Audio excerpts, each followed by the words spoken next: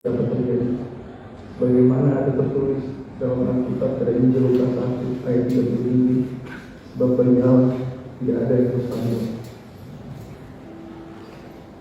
Saya mengucapkan permohonan maaf saya kepada kedua orang tua saya, khususnya kepada ayah saya yang oleh karena tindakan saya berdampak kepada hal-hal yang justru menyulitkan ayah saya. Terlebih kepada ibu saya yang secara nyata mendapatkan dampak kepahitan dari perbuatan saya. Tidak ada menit yang terlewatkan untuk memikirkan orang tua saya yang mengharapkan buah hatinya dapat bertumbuh dan berkembang ke arah yang baik. Namun saya justru memberikan luka yang begitu mendalam.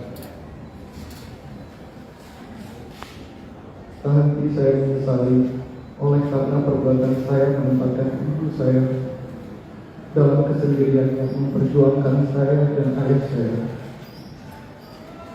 Kemudian saya meminta maaf kepada kakak dan adik saya yang oleh karena perbuatan saya memberikan dampak dan kesan buruk.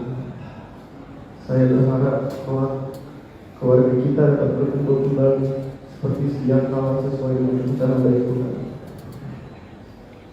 Saya juga ingin menyampaikan permohonan maaf kepada Pak Sirasia, terlebih untuk orang tuanya yang telah memberikan kepercayaan kepada saya. Namun oleh karena perbuatan saya telah memberikan kecewaan yang begitu besar. Tak pernah terbayangkan hubungan yang telah kita jalani, mendapatkan cobaan yang begitu berat, terpisah jarak waktu dan kerinduan yang dalam. Tidak ada hari yang terlewatkan tanpa menyesali perbuatan saya yang mengakibatkan orang yang sangat saya sayangi terlibat dalam permasalahan ini, yang kemudian menempatkannya pada kondisi terburuk dalam hidupnya. Dengan pertimbangan yang kurang terukur saat mendengarnya mendapatkan pelecehan seksual, saya menemui kebuntuan yang berdampak pada tindakan-tindakan kekerasan.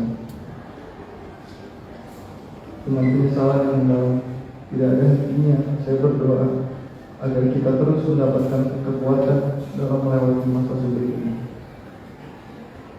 Saya mengucapkan permohonan maaf saya kepada Shane Lucas, teman saya yang tidak mengetahui apapun tentang permasalahan ini, namun harus bermasalah dengan itu. Saya tidak menyangka perbuatan saya telah menempatkan kita dalam situasi yang sangat sulit. Saya meyakini bahwa kalimat yang sering kita lihat di atas, yaitu kami yakin bisa berubah, menjadi dogma pada kita, sehingga perubahan ke arah yang lebih baik itu dapat terjadi. Saya berdoa kepada Tuhan agar kita mendapatkan keputusan yang seadil-adilnya dalam permasalahan ini. Saya mengucapkan permohonan maaf yang setulus-tulusnya kepada masyarakat luas dan pihak terkait yang mendapatkan dampak langsung maupun tidak langsung atas perbuatan yang saya lakukan. Semoga kesalahan yang saya lakukan menjadikan saya lebih baik ke depannya.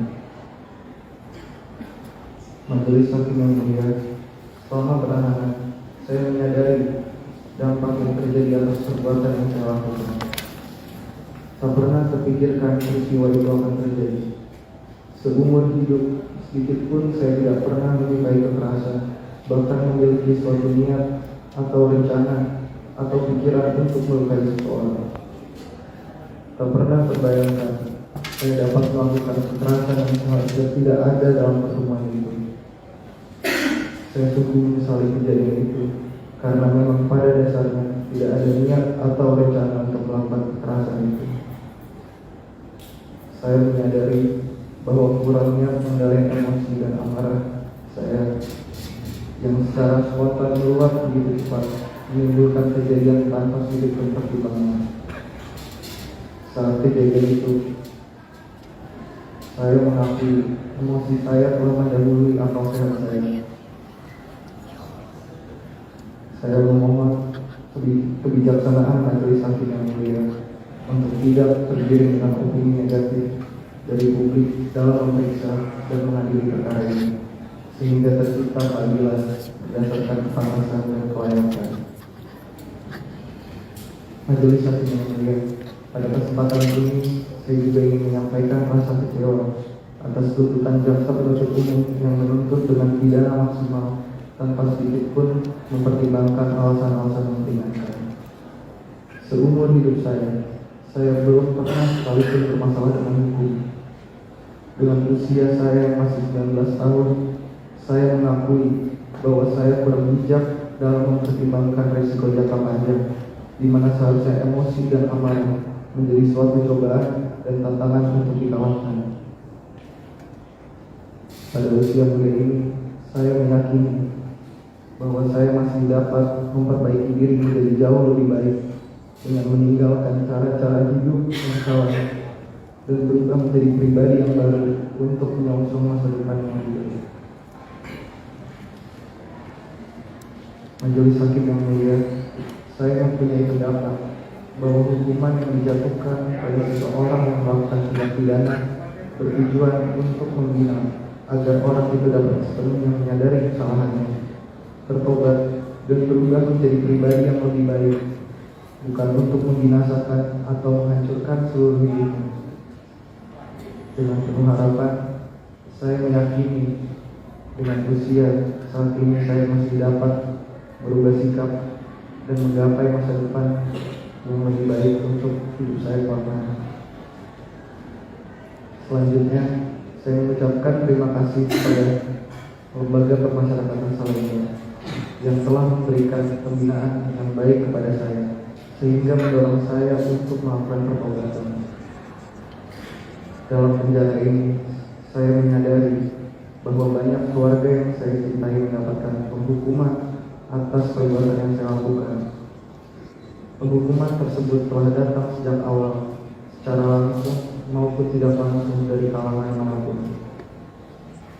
Hati saya sangat tersayat ketika mendengarkan adanya berita yang kebenarannya tidak dapat dipertanggungjawabkan, dengan menyebut bahwa saya telah melakukan pelanggaran hukum yang banyak dan dapat menghalalkan segala cara untuk mencapai suatu tujuan, dan menyatakan saya mempunyai kekebalan hukum. Lebih lagi, tuduhan-tuduhan serius yang bersifat negatif lainnya ditujukan kepada keluarga saya, sehingga menimbulkan rasa kebencian yang meluas terhadap saya dan keluarga. Saya berharap Majelis Hakim yang mulia dapat mempertimbangkan penghukuman-penghukuman yang telah saya terima maupun keluarga. Pada kesempatan ini, saya juga ingin menyampaikan bahwa saya sangat terkejut ketika mendengar jumlah restitusi yang disampaikan dalam suatu umum. Sejak awal kejadian, pertanggungjawaban atas kerugian yang dialami keluarga korban menjadi suatu beban moral bagi saya. Dengan jumlah restitusi yang sangat besar tersebut, maka dengan itikat baik, saya bersedia membayar restitusi sesuai dengan kemampuan dan kondisi saya, yang mana saat ini saya sedang menjalani hukuman pidana, belum mempunyai penghasilan, dan tidak memiliki harta apapun. Saya memohon kepada Majelis Hakim yang mulia agar dapat mempertimbangkan hal ini sesuai dengan kondisi saya dan hukum yang berlaku. Majelis Hakim yang mulia, saat menjalani masa penahanan pada proses hukum ini, saya mempedomani ayat Alkitab pada Hosea 14 ayat 2-3 yang menyatakan, bertobatlah hai Israel kepada Tuhan Allah, sebab engkau telah tergelincir karena kesalahan. Bawalah sertamu kata-kata penyesalan dan bertobatlah kepada Tuhan.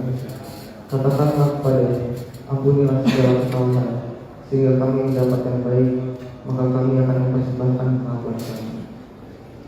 Ayat tersebut mendorong saya benar-benar untuk bertobat dan memohon ampun kepada Tuhan, kepada keluarga saya, kepada keluarga besar David, terutama kepada David sendiri, sebab saya telah melakukan kesalahan yang mengakibatkan kondisi kesehatan David seperti sekarang. Majelis Hakim yang mulia, dalam penyesalan yang saya rasakan dan pertobatan yang saya lakukan saat ini, Saya senantiasa menaikkan doa seperti ada tertulis dalam kitab Mazmur 51 ayat 3 sampai 5. Ya Allah, tunjukkanlah belas kasih-Mu kepadaku, karena kasih setia-Mu, karena rahmat-Mu yang besar. Hapuskanlah semua kesalahan yang kulakukan. Hapuskanlah kesalahanku, bersihkan aku dari dosaku. Aku tahu bahwa aku telah melakukan yang salah. Aku selalu mengingat dosa itu.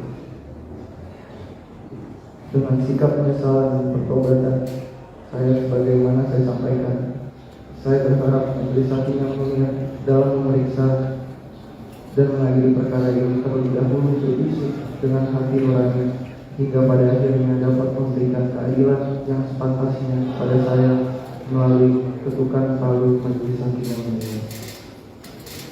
Pada akhirnya saya memohon dengan segenap kerendahan hati agar majelis hakim yang mulia berkenan memeriksa dan mengadili perkara saya untuk memberikan putusan yang adil dengan mempertimbangkan masa depan yang harus saya tuju.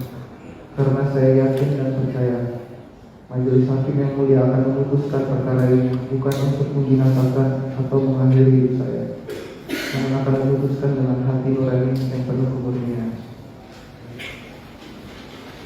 Demikian nota pembelaan saya pagi ini saya sampaikan pada persidangan pada hari Selasa tanggal 22 Agustus 2023. Semoga Tuhan menyertai kita semua. Hormat saya, Mario Dendi Satrio.